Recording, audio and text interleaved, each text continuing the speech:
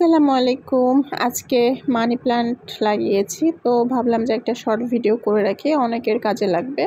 আমার আসলে money plant আছে, কিন্তু পাতার সাইজগুলো অনেক ছোট ছোট, আর এই পাতার সাইজগুলো অনেক বড়। একটা আন্টির বাসায় এই গাছ হয়েছিল, তো ওই আন্টিটাই আমাকে কাটিংগুলো দিয়েছে। ওই আন্টিও অনেক গাছ পছন্দ করে আর আমিও অনেক গাছ পছন্দ করি, তো আন্টিটা আমাকে ডেকে এই গাছ কাটিংগুলো দিয়েছে। তো কাটিংগুলো দেখুন, পাতাগুলো বেশ বড় সাইজ।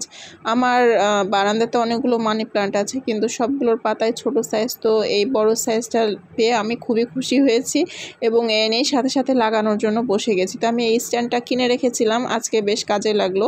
আমি কদিন ধরে ভাবছিলাম কোন গাছের সাথে লাগাবো বা কোন গাছটা দিলে বেশি ভালো লাগবে, সুন্দর লাগবে। তো এই তো পাতাগুলো বেশ বড় এবং এই স্ট্যান্ডের সাথে খুব ভালোভাবে ম্যাচ হয়ে গেছে। তো এই মাটির সাথে আমি জৈব সার মিশিয়েছি আর একটু ফাঙ্গিসাইড মিশিয়েছি, আর কিছুই মিশাইনি।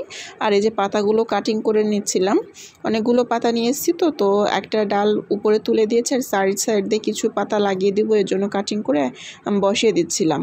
তো এটা আর একটা ছোটো টবে বসিয়েছি, এটাও ছোটো টব না, মোটামুটি বড় সাইজ বলা যায়, মাঝারি সাইজ বা একটু বড় মাঝারি থেকে। তো এটা তো পাতাগুলো গোল গোল করে বসিয়ে দিচ্ছিলাম। তো দুইটা টবে বসিয়েছি, আমার বসানো কমপ্লিট।